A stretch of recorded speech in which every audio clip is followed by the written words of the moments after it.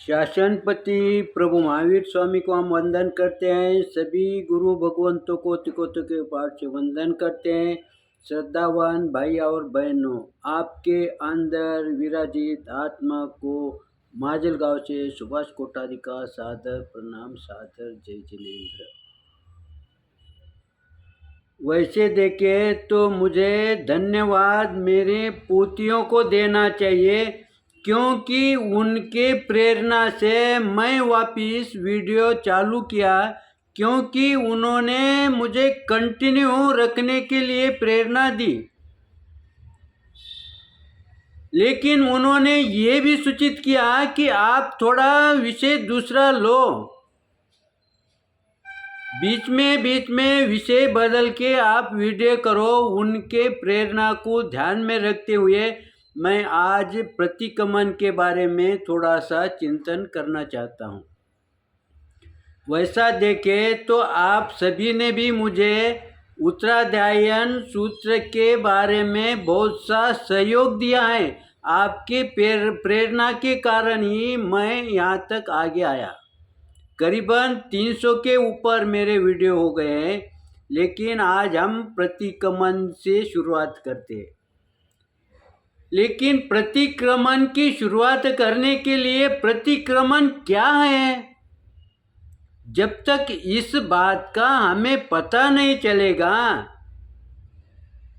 तब तक हम प्रतिक्रमण कैसा करेंगे, किसका करेंगे, किसे कहते हैं प्रतिक्रमण। तो हमें प्रतिक्रमण समझने के लिए उसका प्रतिस्पर्धी जो शब्द है उसे हमें साथ में रखना पड़ेगा। जैसा एकादा सही है तो सही की तुलना झूठ से की जाएगी, या कोई चोर है उसकी तुलना जो चोरी नहीं करता उससे की जाएगी। वैसे ही हमें प्रतिक्रमण का विरुद्धार्थी शब्द अगर लिया तो हमारे ध्यान में आएगा कि प्रतिक्रमण किसे कहते हैं। तो प्रतिक्रमण का विरुद्ध अर्थ का शब्द है अतिक्रमण। अतिक्रमण किसे कहेंगे, जो दूसरे की चीज पर हमने प्रभुत्व जमाना, अधिकार बताना, ये हो गया अतिक्रमण। क्योंकि जब तक हम दूसरे की चीज पर प्रभुत्व नहीं दिखाएंगे, अधिकार नहीं जमाएंगे, तब तक हम उसमें से वापस कैसे आएंगे। और प्रतिक्रमण क्यों करना, अगर समझो किसी के चीज पर अगर तुमने अधिकार जमाया तो उसका दुख उसे होगा कि नहीं होगा। लेकिन वो अगर हमारे से मजबूत होगा, हमारे से ज़्यादा अधिक तुल्यबल होगा, तो हम उसके प्रति अतिक्रमण करते हैं क्या। तो हम अतिक्रमण किस पर कर रहे हैं, जो कमजोर है उस पर अतिक्रमण कर रहे हैं। इसीलिए गुरु भगवंत कहते हैं कि जो कमजोर है, जिसमें प्रतिकार करने की शक्ति नहीं है, आपसे भिड़ने की शक्ति नहीं है, तब उसका मन अशांत होगा कि नहीं।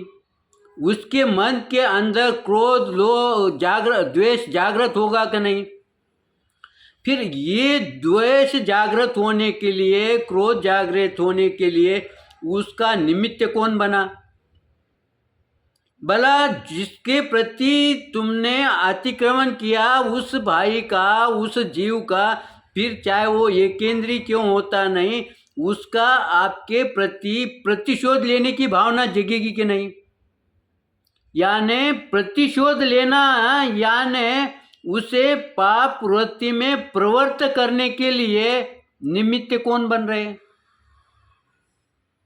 फिर इससे हमें लाभ क्या हो रहा है, हमें क्षणिक लाभ होगा, क्षणिक लाभ दिखाई देगा, लेकिन हमारा अंतर्मन हमें क्या कहेगा। आप कहेंगे कि मुझे अंतर्मन कुछ नहीं कहता, लेकिन जब तुम बिस्तर पर सो जाओगे उस समय आपको नींद नहीं आएगी। क्यों नहीं नींद आएगी? क्योंकि तुम्हारी अंतरात्मा तुम्हें परेशान करेगी। ये निसर्ग ने, कुदरत ने ये ऐसा मशीन बनाया है जिसका द्वेष अगर कोई किया होगा, कोई किसी के प्रति द्वेष किया या कोई अन्याय किया तो उसकी सजा उसका मन पहले देता है। बाहर वाले सजा देंगे उस समय देंगे, लेकिन उसके बाहर वाला सजा देने के पहले तुम्हारा मन तुम्हें उस प्रवृत्ति के लिए दोषी करार देगा। वो तुम्हें नींद नहीं आने देगा।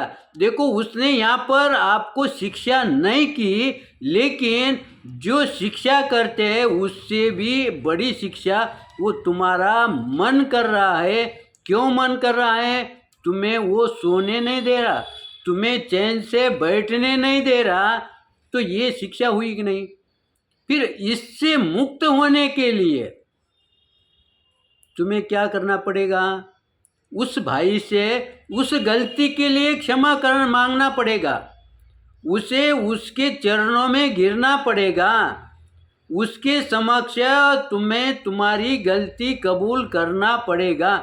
जब तक ये चीज़ तुम नहीं करोगे तब तक तुम्हें शांति मिलने वाली नहीं है। और जब तुम ये चीज़ करोगे, जब उसे सन्मुख आकर समक्ष मिलकर तुम्हें उससे क्षमा मांगोगे, गलती कबूल करोगे, उसे हम प्रतिक्रमण कहते हैं।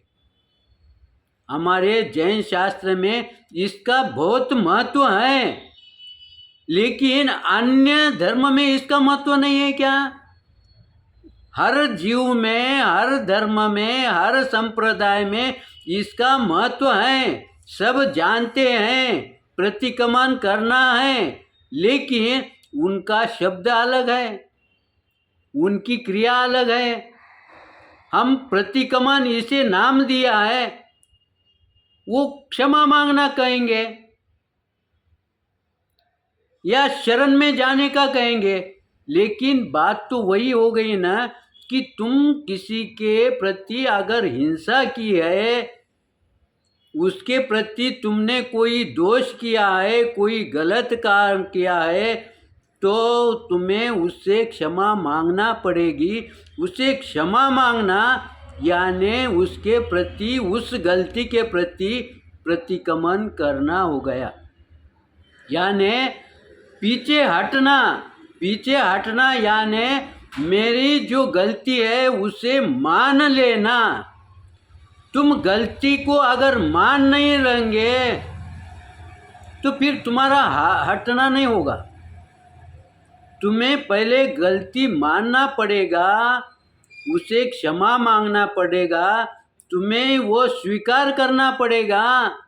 जब तक तुम गलती को स्वीकार नहीं करोगे तब तक तुम्हारा प्रतिक्रमण नहीं होगा, और जब तक तुम्हारा प्रतिक्रमण नहीं होगा तब तक तुम स्थिर नहीं होंगे। इसीलिए फिर स्थिर नहीं होंगे तो तुम्हारा व्यवहार कैसा चलेगा? तुम्हारा व्यवहार सही दिशा में चलेगा क्या? तुम चाहे संसार में हो, गृहस्थ में हो, दुकानदारी में हो, तुम अशांत रहोगे। और अगर तुम अशांत होंगे तो तुम्हारा कोई भी कार्य सही तरीके से, सही ढंग से संपन्न नहीं होगा। इसीलिए कोई भी कार्य करने का है संसार का, तो तुम्हें तुम्हारी गलती के प्रति अगर तुम क्षमा मांगेंगे, स्वीकार करोगे, तो तुम्हारा वो कार्य सही ढंग से संपन्न होगा।